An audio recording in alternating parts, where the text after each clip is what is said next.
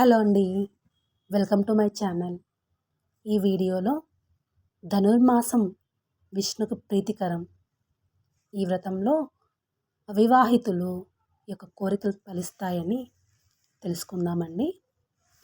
వీడియోలోకి వెళ్ళే ముందు ప్లీజ్ నా వీడియోని లైక్ చేయండి. మీరు చేసే చిన్న లైక్ నా ఛానల్ గ్రోత్ అవ్వడానికి యూజ్ అవుతుందండి. ఇంకా లేట్ చేయకుండా వీడియోలోకి వెళ్దాం. దక్షిణాయనానికి చివర ఉత్తరాయణానికి ముందుండే ధనుర్మాసం ప్రాతకాలంలా పవిత్రమైంది. ధనుర్మాసం అంటే దివ్య ప్రార్థనకు అనువైన మాసం అని అర్థం. ధను అనగా దేనికోసం ప్రార్థించడం అనే అర్థం దృష్ట్యా ధనుర్మాసం అత్యంత విశిష్టమైంది. ధనుర్మాసం తెలుగు సంస్కృతిలో ఒక భాగం. దేవాలయాల్లో జరిగే ఆగమశాస్త్ర కైంకర్యాలలో స్థానిక ఆచార వ్యవహారాలు, ఇతర సాంప్రదాయాలు కలిసిన అంశాలలో ధనుర్మాసం ఒకటి. నిజానికి ఆండాళ్ పూజ, తిరుప్పావై పఠనం, గోదా కళ్యాణం మొదలైనవి ద్రావిడ దేశ సంప్రదాయానికి పెద్దలు తెలియజేశారు. దక్షిణాయనానికి చివర ఉత్తరాయణానికి ముందే ధనుర్మాసం ప్రాతకాలంలా పవిత్రమైంది.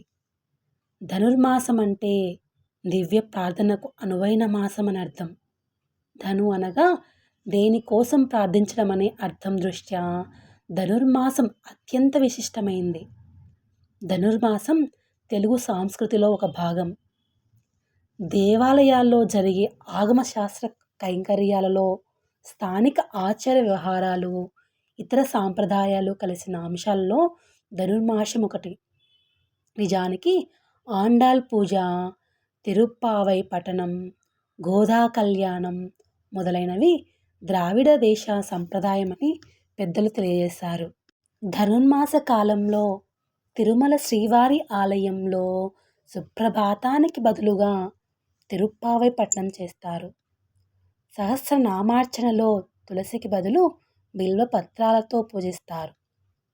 ధనుర్మాసం ఉభయ సంధ్యల్లో ఇంటిని శుభ్రం చేసి దీపారాధన చేయడం వల్ల మహాలక్ష్మి యొక్క అనుగ్రహం లభిస్తుంది.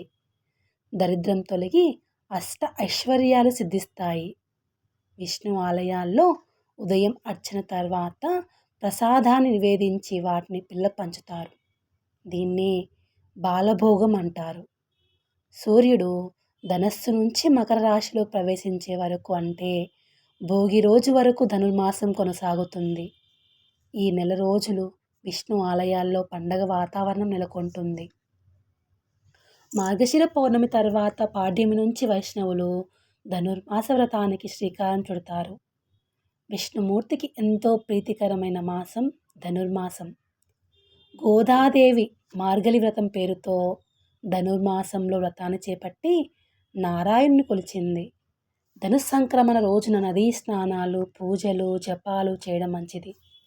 వైష్ణవ సూర్యాలయాలను కూడా సందర్శించడం కూడా శుభప్రదం. ధనుర్మాసం నెల రోజులు బ్రహ్మ ముహూర్తంలో పారాయణం చేసిన వారు దైవానుగ్రహాన్ని పొందుతారని శాస్త్రాలు ఘోషిస్తున్నాయి. సాక్షాత్తు భూదేవి అవతారమైన ఆండాళ్ రచించిన దివ్య ప్రబంధమే తిరుప్పావై. ద్రవిడ భాషలో తిరు అనగా పవిత్రం, పావై అనగా వ్రతం అని అర్థం. వేదాలు ఉపనిషత్తుల సారమే తిరుప్పావై అని హిందూ పురాణాల్లో పేర్కొన్నారు. ఈ మాసంలో శ్రీ మహావిష్ణువును మధుసూదనుడు అనే పేరుతో పూజించి మొదటి 15 రోజులు చక్కెర పొంగలి లేదా పులగం నైవేద్యంగా సమర్పించాలి. తర్వాత 15 రోజులు దద్దోజనాన్ని నివేదించాలి. పెళ్ళిడుకు వచ్చిన అమ్మాయిలు తమ ఇంటి ముందు ముగ్గులు, గొబ్బెమ్మలతో పూజ చేయడం వల్ల కోరిన వరుడు లభిస్తాడు. గోదాదేవి మార్గలి వ్రతం పేరుతో విష్ణువును ధనుర్మాసమంతా పూజించింది. రోజూ ఒక కీర్తనతో ఆమె స్వామిని కీర్తించేది. ఈ వ్రతం వల్ల మోక్షం సిద్ధిస్తుంది. ధనుర్మాసంలో రోజు శ్రీకృష్ణుడికి తులసీమాల సమర్పించే స్త్రీలకు నచ్చిన వరుడితో వివాహం జరుగుతుంది. ధనుర్మాస వ్రతం దీని గురించి మొదట బ్రహ్మదేవుడు నారద మహర్షికి వివరించినట్లు పురాణ కథనం.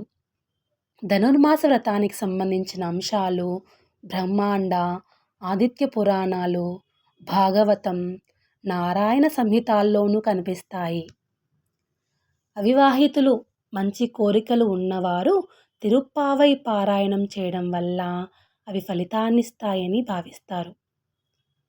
విష్ణు చిత్తుడి కుమార్తె గోదాదేవి మానవ మాతృలకి కాక శ్రీరంగనాథుడిని వివాహం చేసుకుంటానని దీక్ష పూనుకుంది. ఆమె ధనుర్మాసంలో వేకువనే లేచి నిత్యం విష్ణువుని పూజిస్తూ తన అనుభూతిని, భావాలన్నీ ఒక పద్యం అనగా పాశురం రూపంలో రచించేది. అలా 30 పాశురాలను ఆ మాసంలో రచించి వాటిని విష్ణువుకి అంకితం చేసింది.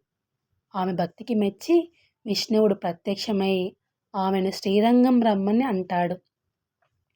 ఆమె ఆ విషయాన్ని తన తండ్రికి చెప్పడంతో ఆయన గోదాదేవిని తీసుకొని శ్రీరంగం చేరుకుంటాడు.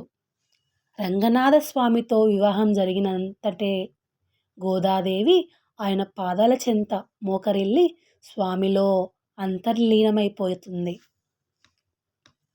ఈ ధనుర్మాసంలో గొబ్బెమ్మలు ఎందుకు పెడతారంటే, ధనుర్మాసంలో వివాహాలు జరిపించరు. ఎందుకంటే సూర్యుడు ధనస్సు రాశిలో ప్రవేశించి మకరంలోకి వెళ్ళే సమయమే ధనుర్మాసం. ధనస్సు మీనంలో సూర్యుడు ఉన్నప్పుడు, సూర్యుని రాశి అయిన బృహస్పతిలో ఉన్నప్పుడు ఏ శుభకార్యాన్ని నిర్వహించరాదని శాస్త్రవచనం. కేవలం పండగ వాతావరణంతో అంతా సంతోషంగా ప్రశాంతంగా ఉండగలుగుతారు. ఈ మాసంలో ఎక్కువగా సూర్య నమస్కారాలు చేస్తారు. ఇంకా విష్ణుమూర్తిని నిత్యం వేకువనే పూజిస్తారు. ఇలా చేయడం శుభం. ఇంటి ముందు ముగ్గులు వేసి గొబ్బెమ్మలు పెట్టి వాటిని బియ్యం పిండి, పసుపు, కుంకుమ, పూలతో అలంకరిస్తారు. లక్ష్మీ రూపంలో ఉన్న గొబ్బెమ్మలను పూజించడం వల్ల మంచి జరుగుతుంది. నిత్యం ముగ్గులు వేయడం వల్ల స్త్రీలకు వ్యాయామం కూడా అవుతుంది. ఇది అండి ధనుర్మాసం విష్ణుకు ప్రీతికరం. అదేవిధంగా ఈ ధనుర్మాసంలో ఈ వ్రతం చేయడం వల్ల అవివాహితులకు కోరికలు నెరవేరుతాయనేసి చాలామంది ఈ ధనుర్మాసంలో పూజలు చేస్తారు. ఇదే అండి ఇవాల్టి వీడియో. మీకు కనుక వీడియో నచ్చితే ప్లీజ్ లైక్ చేయండి, షేర్ చేయండి, సబ్స్క్రైబ్ చేయండి. అదేవిధంగా కమెంట్లో ఓం నమో నారాయణాయ అని కమెంట్ చేయండి. Thank you.